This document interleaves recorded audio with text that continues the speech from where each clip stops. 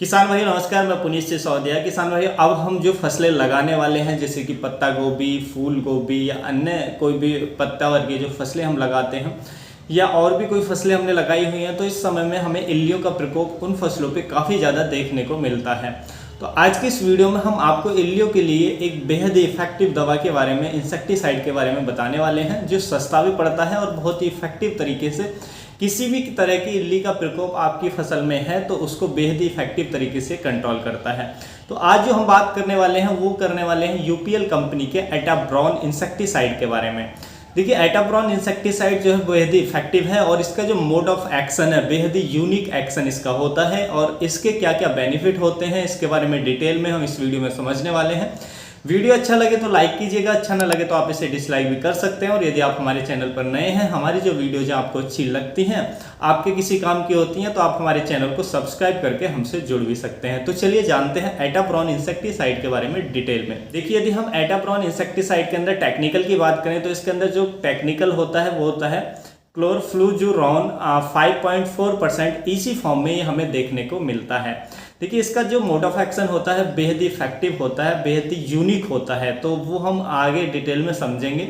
देखिए, ये जो इंसेक्टिसाइड होता है ये कॉन्टैक्ट और स्टोमैक होता है, यानी कि जो भी कीट इसके कॉन्टैक्ट में आता है स्प्रे के बाद उसको ये ख़त्म करने का काम करता है। उसके साथ साथ जब हम इसका स्प्रे पत्तियों पर करते हैं तो पत्तियों को जो भी कीट खाता है उसके अंदर ये केमिकल जाता है पेट के अंदर, तो इसके अंदर स्टोमैक एक्शन भी होता है, तो इस तरीके से कीटों को कंट्रोल करता है। देखिए, एटाब्रॉन के अंदर हमें फाइटोटॉनिक इफेक्ट भी देखने को मिलता है। यदि आप अपनी फसलों पर स्प्रे करते हैं तो स्प्रे के बाद हमारी जो फसल है वो हरी भरी हमें देखने को मिलती है, उसकी ग्रोथ हमें अच्छी देखने को मिलती है। तो इसके स्प्रे के बाद फसलों पर हमें फाइटोटॉनिक इफेक्ट देखने को मिलता है। इसको आप किसी भी फसल पर और किसी भी तरह की इल्लियों का प्रकोप यदि आपकी फसलों पर है तो उसको बेहद ही इफेक्टिव तरीके से ये कंट्रोल करता है।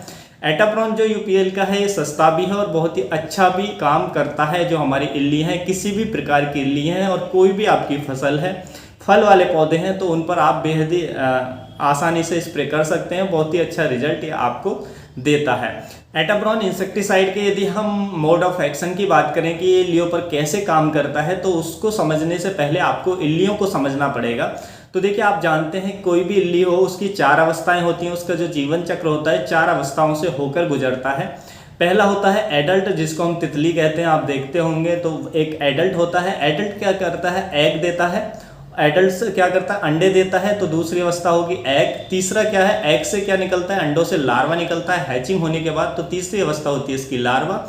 चौथी होती है प्यूपा, यानी कि लार्वा के बाद ये प्यूपा बनता है और फिर से ये एडल्ट बनता है। तो ये हमारा लाइफ साइकिल होता है किसी भी इल्ली का।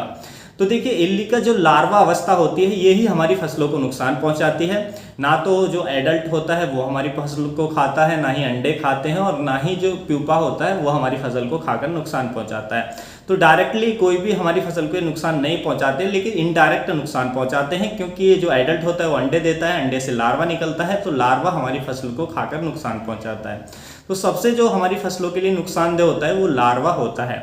लार्वा की जो होती हैं वो कई अवस्थाएं होती हैं, यानी कि लार्वा भी अपनी कई अवस्थाओं से होकर गुजरता है और हर अवस्था में जो लार्वा होता है वो अपनी हर अवस्था में अपने आप को बढ़ाने के लिए, अपनी ग्रोथ के लिए, तो क्या करता है, जैसे सांप होता है, सांप कांचली छोड़ता है, उसी की तरह से जो हमारा जो इल्लियाँ होती हैं वो भी अपनी स्किन को उतारती हैं, यानी कि वो इस अपनी स्किन को उतार कर अपनी ग्रोथ को बढ़ाती हैं, अपनी एक अवस्था से दूसरी अवस्था में जाती हैं। तो अपनी जो उसकी लार्वा अवस्था होती है इल्ली की, उसमें कम से कम वो 3-4 बार अपनी जो चमड़ी होती है उसको उतार कर अपनी अगली अवस्था में प्रवेश करती है।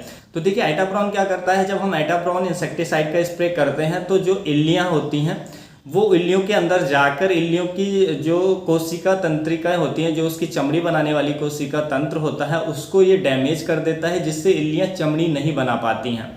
जब इल्लियां चमड़ी नहीं बना पाती हैं और अपनी वो चमड़ी उतारती हैं, मान लीजिए अब ये हमने स्प्रे दिया, स्प्रे के बाद उनकी जो चमड़ी बनने की प्रक्रिया है वो ख़त्म हो जाती है, बंद हो जाती है। उसके बाद जैसे ही वो चमड़ी उतारने की कोशिश करती है तो वो उसकी जो बॉडी है वो एकदम बिखर जाती है, बेकार हो जाती है, क्योंकि उसकी नई चमड़ी नहीं बन पाती है, तो वो मर जाती है।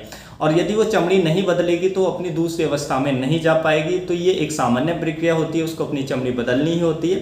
तो एटाब्रॉन उसकी चमड़ी को, यानी कि उसकी स्किन को बनने से रोक देता है, जिससे जैसे ही वो चमड़ी अपनी उतारती है तो तुरंत जो इल्ली है वो मर जाती है, जैसा कि आप पिक्चर में देख सकते हैं। तो इस तरीके से इल्लियों को ख़त्म करता है। तो देखिए एटाप्रॉन के स्प्रे के बाद जो इल्लियाँ हैं वो तुरंत खाना पीना छोड़ देती हैं, लेकिन आपको 3 से 4 दिन तक इल्लियाँ अपनी फसल पर देखने को मिल सकती हैं, क्योंकि एटाप्रॉन के स्प्रे के बाद जो इल्ली है वो खाना पीना तो छोड़ देती है, लेकिन उसकी जो मृत्यु है वो जब होती है जब जो इल्ली है वो अपनी स्किन उतारती है। तो इसमें वो 3 से 4 दिन का समय लग सकता है। तो स्प्रे के बाद 4 से 5 दिन के अंदर जो इल्लियाँ हैं आपकी फसल पर पूरी तरीके से ख़त्म हो जाती हैं। तो ये इसका मोड ऑफ एक्शन होता है, इस तरीके से ये काम करता है। यदि हम इसकी डोज की बात करें तो इसकी जो डोज हमें देनी होती है 600 ml पर एकड़ के हिसाब से हमें स्प्रे करना होता है।